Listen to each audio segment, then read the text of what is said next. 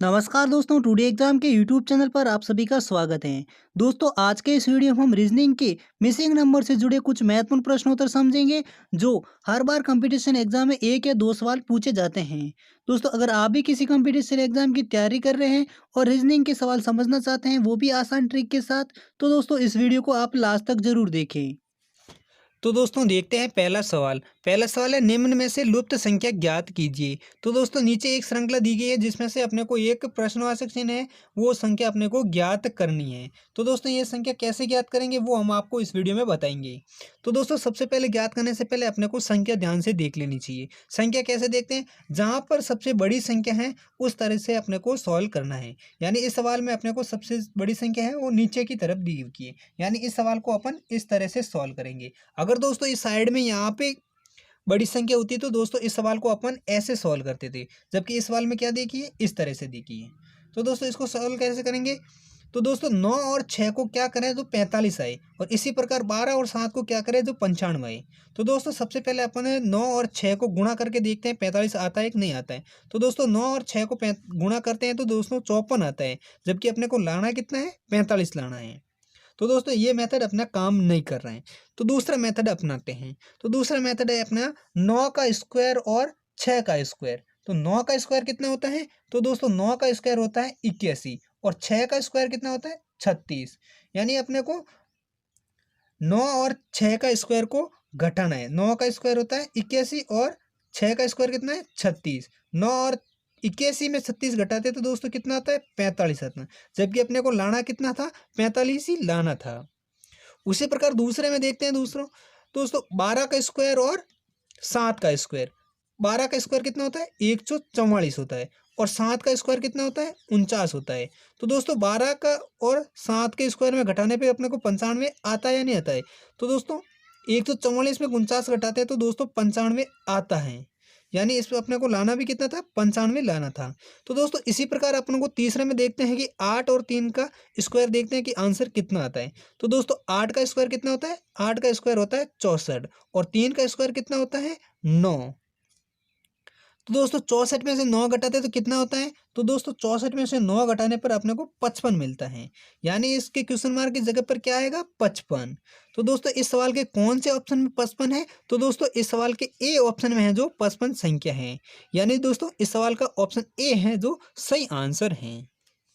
तो दोस्तों उम्मीद करता हूँ ये सवाल आपको समझ में आ गया होगा। तो दोस्तों अगर सवाल ये समझ में आ गया तो इस वीडियो को लाइक करें और हमारे इस चैनल को जरूर सब्सक्राइब करें। तो दोस्तों इसी प्रकार देखते हैं दूसरा सवाल। दोस्तों दूसरा सवाल है जो काफ़ी इंपॉर्टेंट सवाल है, क्योंकि दोस्तों ये इस प्रकार के सवाल हैं जो कई बार कंपटीशन एग्जाम में पूछे जाते हैं। तो दोस्तों सवाल क्या है वो हम देखते हैं। तो दोस्तों सवाल है, निम्न में से लुप्त संख्या ज्ञात करें, यानी मिसिंग नंबर ज्ञात करना है, वो भी बीच वाला नंबर ज्ञात करना है।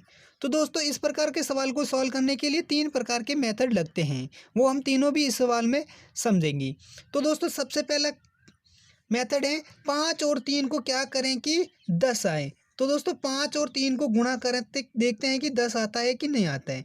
तो दोस्तों 5 और 3 को गुणा करने पर कितना आता है 15, और 15 में से 5 घटाने तो कितना आता है 10 आता है।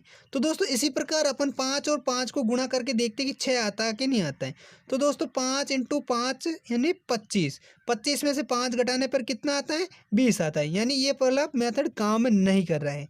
तो दूसरा मेथड देखते हैं। दूसरा मेथड है 5 इंटू 5, 25, 25 में से 15 घटाते हैं तो भी ये सवाल सही नहीं हो रहा है, यानी ये वाला मेथड भी काम नहीं कर रहा है। तो दोस्तों देखते हैं तीसरा मेथड। तीसरा मेथड है गुणनखंड का। तीनों का गुणा करते हैं तो क्या ये सही होता है, ये नहीं होता है। तो दोस्तों तीसरा क्या है 5 इंटू 10 इंटू 3, 5 इंटू 10 इंटू 3, तो कितना आता है दोस्तों 150 आता है। इसी प्रकार दोस्तों इसमें से तीनों को गुणा करते हैं कि 150 आता है कि नहीं आता है। 5 इंटू 6 इंटू 5, 5 छक्के 30 से 30 पंजे 150, यानी दोस्तों इसमें भी ये मेथड काम कर रहा है।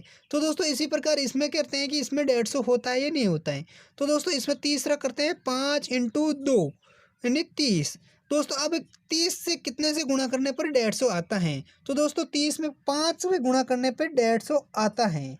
तो दोस्तों इस सवाल के कौन से ऑप्शन में 5 हैं, तो दोस्तों इस सवाल के सी ऑप्शन में 5 है, यानी इस मिसिंग संख्या पर क्या आएगी? 5 आएगा। तो दोस्तों किस प्रकार आया है? क्योंकि इन दोस्तों तीनों के गुणनखंड करने पर 150 आया है। 5 × 10 × 3 यानी 150।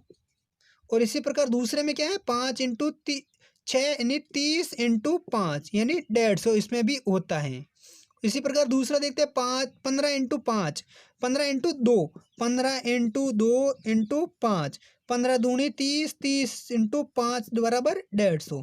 तो दोस्तों यानी ये गुणनखंड वाला मेथड इस सवाल में काम कर रहा है। तो दोस्तों उम्मीद करता हूँ कि दोनों सवाल आपके समझ में आ गए होंगे। तो दोस्तों अगर आपको दोनों सवाल समझ में आ गए हैं तो इस वीडियो को लाइक करें और हमारे ये चैनल को सब्सक्राइब कर लीजिए। और हम मिलते हैं एक अगले वीडियो के साथ, तब तक के लिए जय हिंद, वंदे मातरम।